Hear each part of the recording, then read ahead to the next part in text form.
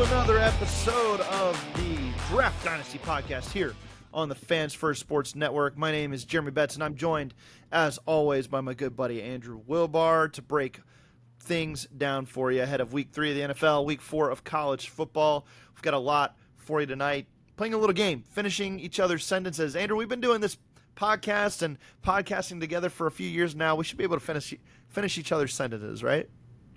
We should, and it might pain us to finish them too because our takes are so different sometimes, but I'm looking forward to it. Yeah. Yep. So the goal would be to, with this, maybe answer the way we think the other person would finish it, but then also to give our own take on it as well. So it's going to be fun. We're going to break down a little bit of everything. I don't know which questions you have for me. You don't know which questions I have for you. So we're doing this on the fly. It's going to be fun. Real reactions, real statements. It's going to be great. So, but before we get into it, Andrew, how are you as we're recording this evening on a Thursday? Anything specific you're looking forward to in the world of football this week? I'm looking forward to hopefully doing better in my fantasy leagues this week. I had Joe Burrow go down in a 2QB league last week, and I'm trying to think what else went wrong. There's just a lot of players that didn't perform. I'm still missing George Kittle in 5 of my 10 leagues, and it's not been good so far. So I'm cutting it about 50-50. I'm 1-1 in a lot of leagues. There's like 2 leagues I'm 2-0 in, 2 leagues I'm 0-2 in. It hasn't been the greatest start, so I'm just trying to right the ship and try to overcome a few of these injuries. Yeah, man. I'm looking for the same. Week 1 was really good to me for fantasy football. I think I won 10 of 13 leagues, but this last week I think I only won in 5. No, it was 6 of 13. So less than 50% there. And I felt it. You know what got me this last week? It was Justin Fields' concussion and overall bad play, really, against the Bills. I was pumped after what he did to the Pittsburgh Steelers in Week 1. I thought, and I had a lot of shares of him across my leagues because of what I felt would be a, kind of a sleeper pick late in drafts to give you potential top 10 QB upside on a weekly basis with his rushing upside. So Week 1 was very helpful, but then didn't do me any favors this last week. So Burrow got you in a couple. Justin Fields got me in a couple. That's how it goes, though. Yeah, it's very interesting to see what's going to happen with some of these backup quarterbacks as they perform. How well will Jake Browning do? Can he be a consistent weekly streamer? And then in deeper leagues, can he be, potentially a QB2? It's going to be interesting to see, how he'll play. I know a lot of people are really high on Mac Jones in San Francisco. How's he going to perform? Like some of these guys that have flown under the radar for quite some time, they're going to get a chance to prove themselves one more time in this league. And I mean, I remember just a couple years ago when we had all those quarterback injuries. We had like 50-some different quarterbacks haven't started games. Yeah, it was absolutely insane. I hope we don't get to that this year, but it is exciting to always see what teams can stay afloat with their backups. Yeah, the Jake Browning one is one to watch, and we can talk about this real quick too. Do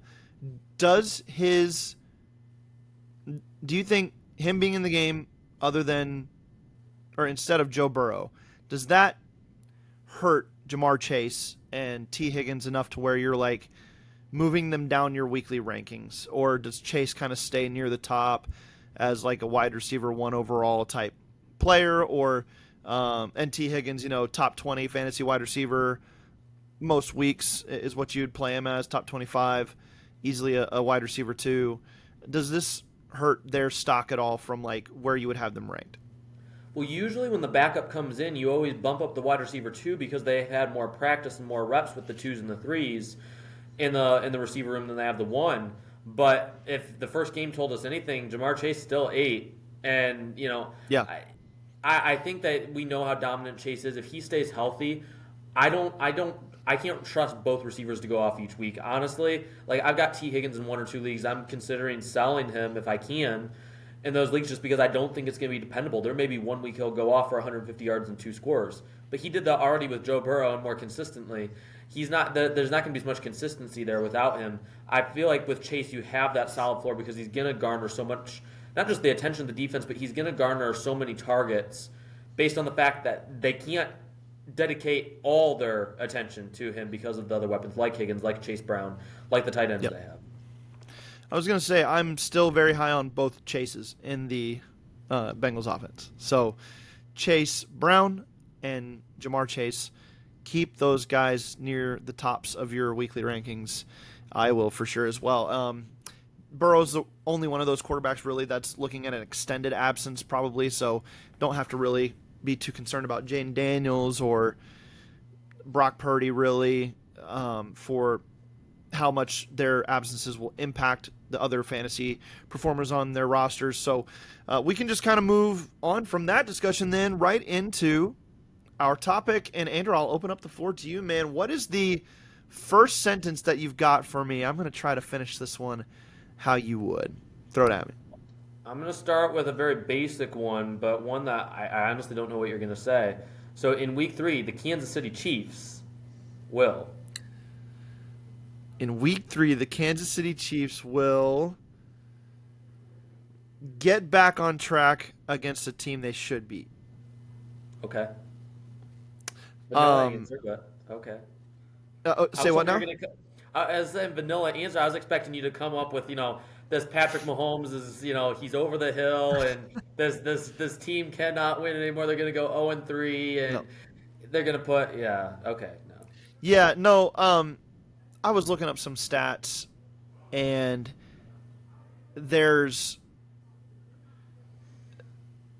precedent in week 3. If you started 0-2 and your win total is above like 7.5 or something like that, projected for the season, that those teams are like, they have like a 90% win rate the next week in week 3. It's just like a ridiculous win rate. And I just do not see the Chiefs blowing this to 0-3 against a Giants team. I know it's in New York, but it's Sunday Night Football. It's Patrick Mahomes. It's a team that has a lot of pride and a lot to play for this week. They're like a cornered animal, to throw it back to the Around the NFL guys.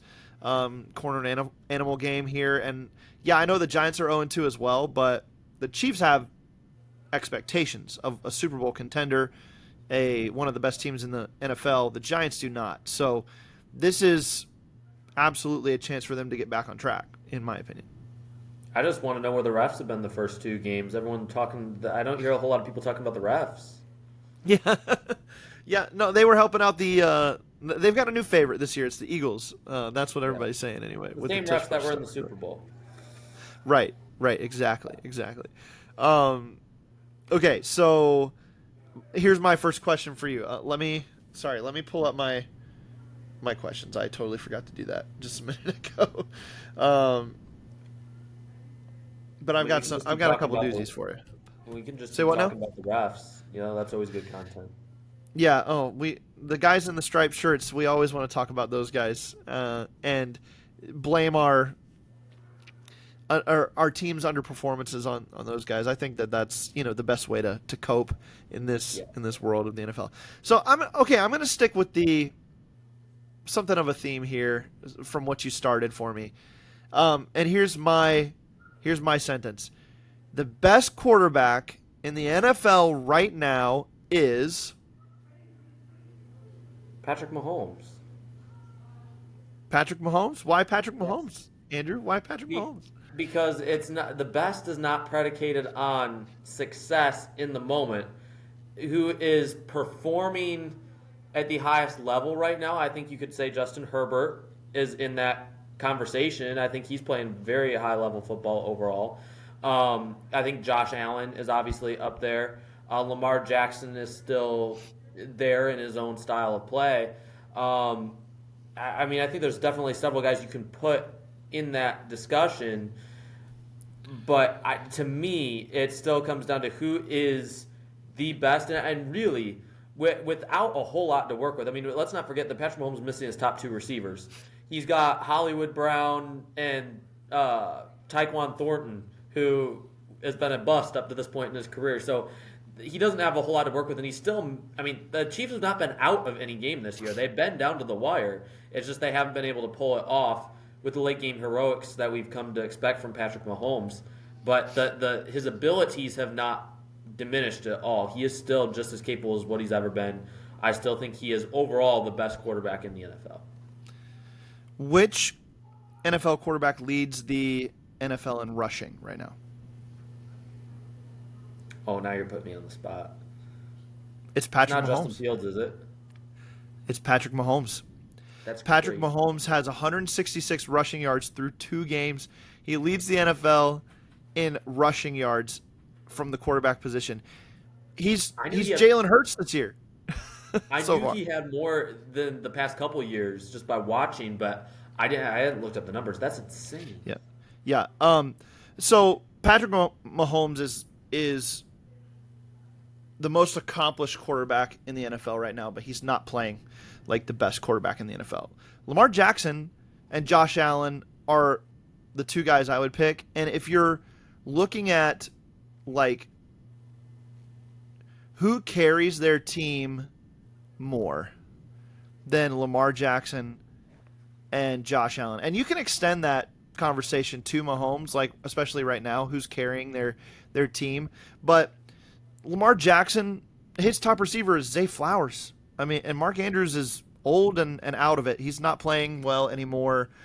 You've got Rashad Bateman. You've got DeAndre Hopkins, who also is not in his prime anymore. Lamar Jackson does so much for his team. I think, Andrew, you and I have been critical of Lamar Jackson over the course of his career, but I don't think we can be so anymore. Like, as a passer, he leads the league in career passer rating now. He just passed Aaron Rodgers last week. He's one of the most accurate throwers of the football now. He's one of the most dynamic downfield throwers of the football, and then what he does with his legs is just incredible. He's a Hall of Famer already, in my opinion, and my opinion of him has really changed over the last 2 years. And then Josh Allen, MVP last year. I think he probably had a better case for MVP the year before than last year, and he won it last year and not the year before. So it's very interesting. But in my opinion, the quarterback hierarchy right now goes Josh Allen, Lamar Jackson, and then Patrick Mahomes. And it's interchangeable, but if you want big plays, dynamic plays, and you want like the consistent rushing upside, I think it's going to go to one of those 2 guys over Mahomes right now. It's fair. We'll agree to disagree, but I'm sticking with my boy through thick and thin. Yeah. Now I will say this, again, I said he's the most accomplished quarterback in the NFL, but also he still just doesn't make mistakes, which is always the thing that you're going to get from Mahomes. Like Josh Allen and Lamar Jackson, they'll make mistakes. They'll put their team out in a game or 2 every year. Patrick Mahomes is never, ever the reason why the Patriots, the Chiefs lose a football game. He just never is the reason why they would lose a game. He is always the reason they are always in games. Yeah, and I'm not going to go too deep into Tom Brady because, I could not stand the guy as a quarterback, and, I think the Patriots are the ones who truly were cheating. But anyways, I do think that it's almost like Ben Roethlisberger and Tom Brady for so long, right? Ben Roethlisberger was great, and I love Big Ben. I'm so glad the Steelers had him. But that is the type of player who, like a Josh Allen is, or even Lamar Jackson, in the sense that there will be a couple games that come each year. They're just not on. They make terrible decisions with the football, and they lose their team games. But their good so far outweighs their bad because they win so many games by themselves with their heroics for their team. Whereas Tom Brady, some years his stats may not have been quite as big as what you would think, but the Patriots never lost because Tom Brady played bad, ever. Yep, it's true. It's true. The consistency is definitely there for both of those guys. I just think that Allen and Lamar are making more dynamic plays right now and bringing a lot of that consistency too. So we'll see how it plays out when Mahomes gets his guys back. That's going to play a huge part in this. But for right now, that's my stance on it. And Andrew, go ahead and give me your second question. I'll see if I can answer a little more like you would on this one. The next big name player to get injured.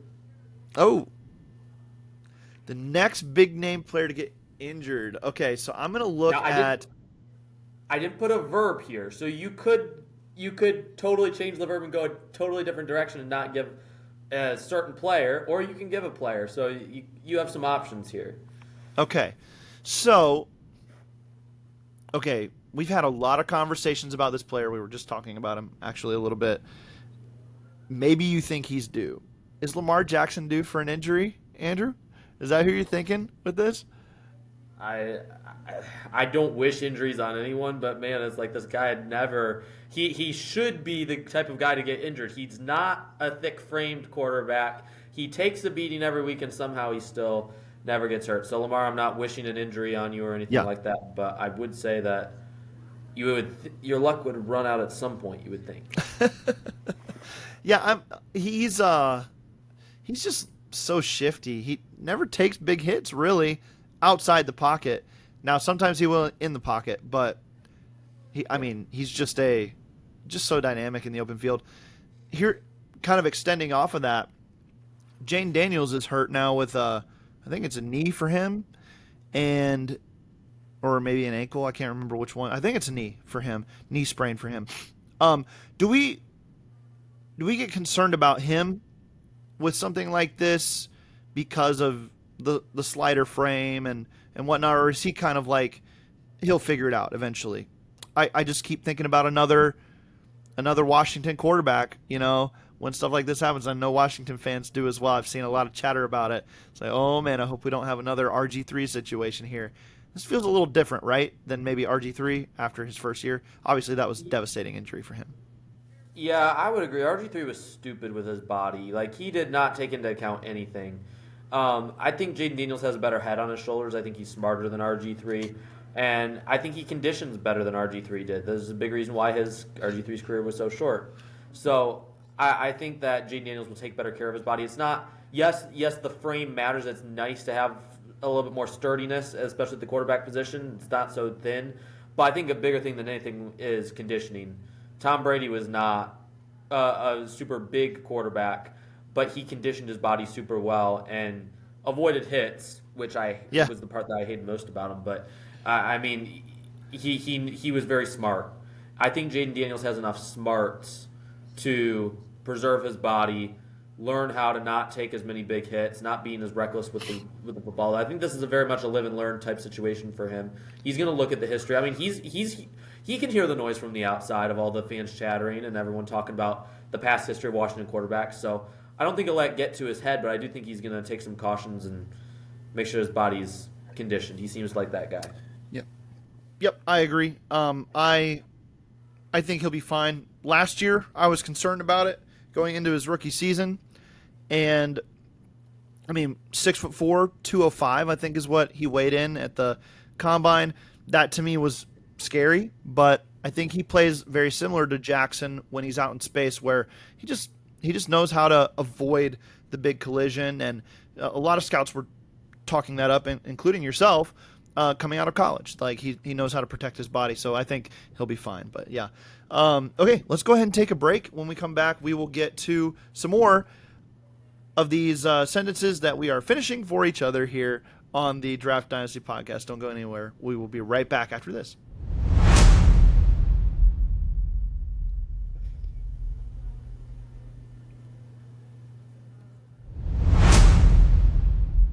And welcome back to the Draft Dynasty Podcast. It's Jeremy Betz and Andrew Wilbar.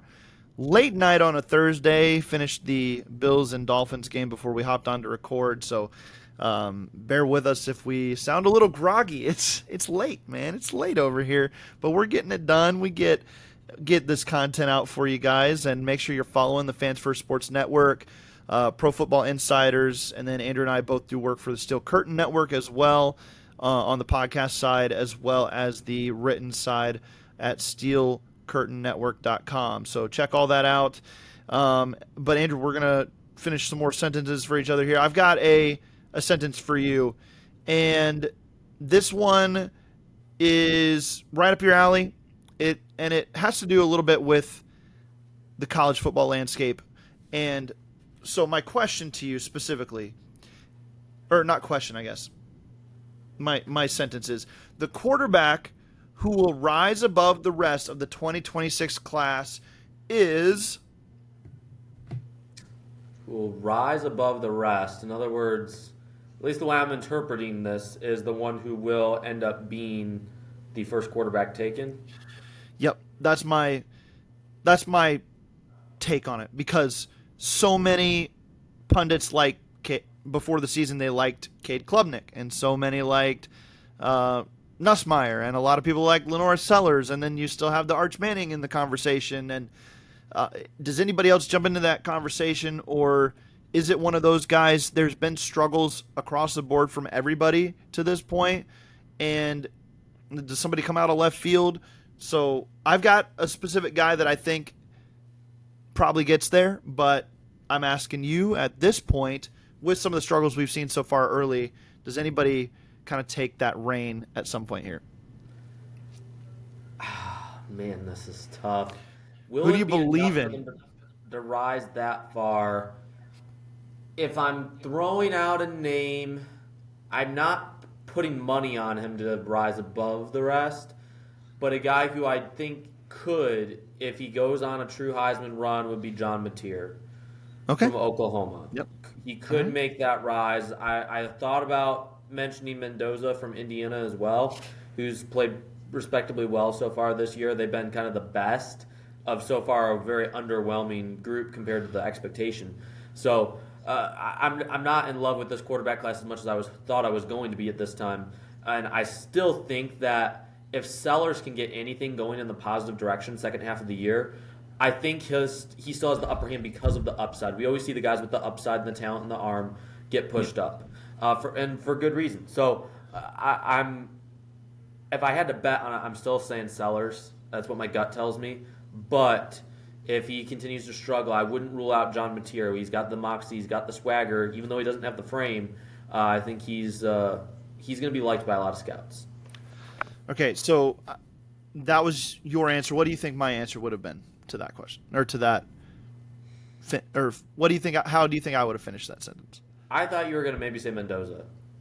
Okay, so I liked Mendoza as kind of like a sleeper there, but Lenore Sellers to me is the guy, and I know he struggled, but the flashes are just off the charts. And I think that he's got a stronger foundation of good in him than, say, like an Anthony Richardson, right? And he's going to get a lot of comparisons to, like, the big mobile quarterbacks that, physically can do anything they want to, but, guys like Anthony Richardson, they have the accuracy limitations and the experience limitations and those things. Sellers, to me, will eventually rise above that. He got hurt this last week, didn't get a chance to finish the week 3 game, but week 2, the flashes were so incredible. I think people thought he had a fantastic game. It really wasn't a great game from him. But again, those flashes are so incredible. It's like you just ignore the rest of it sometimes, and I think that in the end, that's going to push him to the top of this heap. But I love the John Mateer take. He's very interesting because he does a little bit of everything well. And then keep your eye on Carson Beck, man, in Miami. Keep your eye on him. He's I know we've talked about him in a positive light and a very negative light over the years, but man, he could work himself back into this conversation for an early first-round pick if the rest of these guys continue to struggle and he plays well. I feel like we've been talking about Carson Beck ever since we started this podcast. Yes, probably. He's still in college. But him and Tyler Shuck, right? Oh, my goodness. We got to put a limit on how many years some of these quarterbacks can play. It's ridiculous. But every year, at least 1 or 2 episodes, Andrew be like, keep an eye on Tyler Shuck this year. Maybe he might be able to turn it around this year. It's like, oh, no, he's hurt again. Yeah, I'll let you enjoy Carson Beck. I'll stay off it for now. You'll stay off that one? All right. You have another one for me? Yeah, I've got one more real quick, and then Okay. this one is I'm gonna change it a little bit because it kind of took it away. I had the QB1 the 2026 NFL draft will be. Oh, you did. So Okay. I'm gonna switch Sorry. it to the number one overall pick in the NFL draft will be. Oh. Depends how high are you on Sellers. I'm going to say Sellers. I am. I think that he's going to go number one. Yeah, If you went non-quarterback, who would you go with? that is tough because my favorite player is a safety, and Caleb Downs, and Yep. I don't know that he would go number one overall.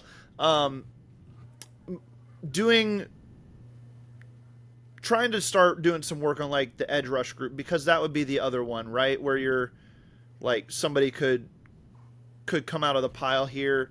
Let's see. I haven't been in love with the edge rushers this year so far. Like I was expecting more. Like the Clemson guys haven't popped as much as I was hoping, and Yeah. even the interior defensive linemen. It's just been like there's been a bunch of guys who they'll flash here and there, but it's nothing impressive for like strands of time. Yeah, I'm just looking at names here right now, and you're right. The Clemson duo has been okay, but not jumping off the board. It's tough. That's a tough. It's a deep class. What There's a lot of talent in there, but you got a lot of 4-3 guys Yeah. that some of them may need to move inside and add more weight. Some of them may need to lose weight, slim up, and move to the outside. Like they're just playing out of place. Could this be a tackle class where you got one of these tackles going first, like Caden Proctor? Because I mean, height, weights, or I say height, weight, speed, but like the physical traits are all there, and his highs are super impressive too. This is a deep tackle class though, so that might push those guys down the board. I think if Miami does well, Maui Go is going to continue to rise. I think Spencer Yeah. Fauno has been fantastic this year. And he right now is my number one rated offensive tackle. Sure. And so, I mean, he could be up there as well. Maybe that's kind of the transition into the players to watch this weekend because Fano is on that list. But Yeah. I wouldn't rule out a tackle either. Yeah. Yeah, it'll be tough. I think it's going to end up being a quarterback, so I'll take Sellers for now. Real quick before I give you my last one, what did you think about? What have you thought about Drew Aller so far this year? I haven't been blown away. I really same. haven't. He's managing for the most part, not making too many dumb decisions, but then every now and then it's like, what happened to the accuracy there? His footwork has still not improved like I thought it would.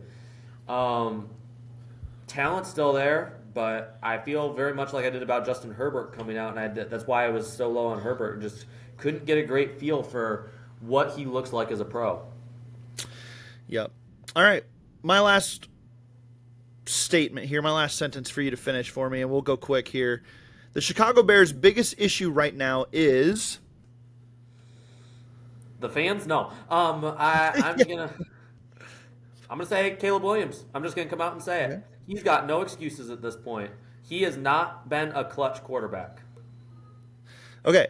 I 100% disagree. Maybe I should have made this one my first one, but I want to go fast. So, Caleb Williams, I went back and I watched some of this, and I was looking at some extended or advanced metrics and stuff, and like he's getting let down a lot by receivers running the wrong routes and drops, and then learning this Ben Johnson system is going to take some time. People are too quick on that to jump off the ship, but I think like he's playing a lot on time more than he was last year, and I think he goes through progressions really well. But the accuracy issues, he throws a lot of jumpy balls like Trevor Lawrence does, so that needs to improve for sure.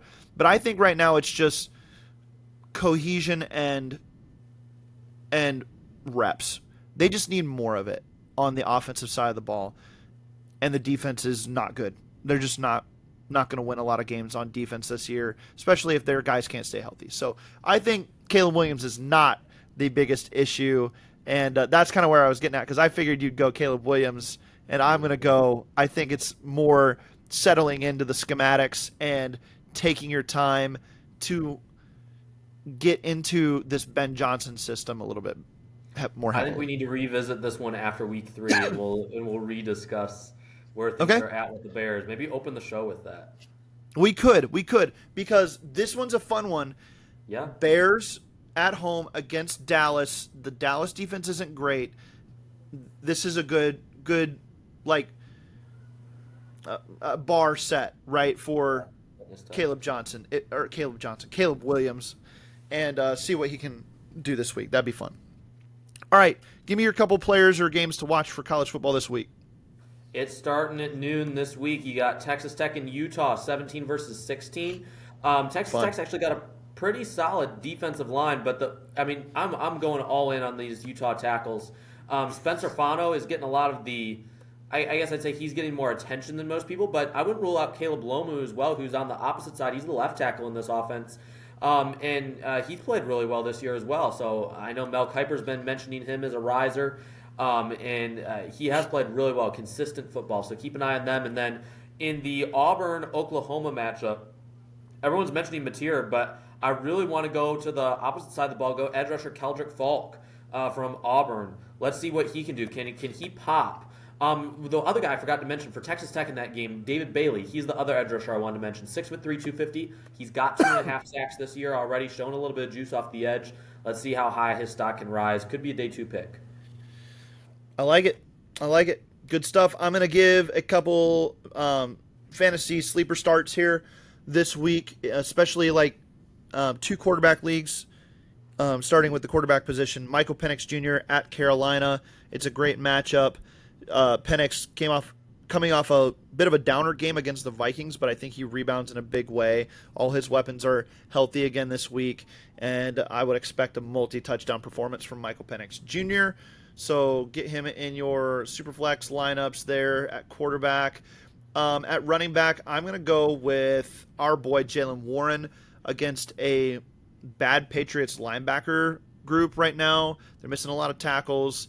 Steelers DB, Derek Bell, and Jack Sperry from Chat Sports were talking about some of that, and I was looking at some tape today, and he could feast over the middle of the field as a pass catcher. So especially in PPR leagues, get yourself some Jaylen Warren in there.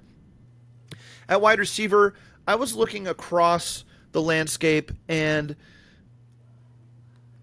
it's really hard to like pick a sleeper wide receiver because anybody can go off at any time. But I'm going to go to that Chicago and Dallas game, and George Pickens scored a touchdown last week.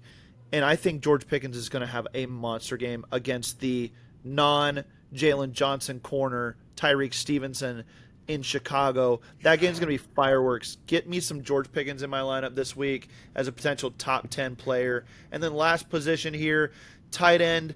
I wanted to talk about Dalton Kincaid this week, but he played on Thursday night, and he did score 20-plus fantasy points. So that was going to be my big one. But I like Harold Fannin Jr.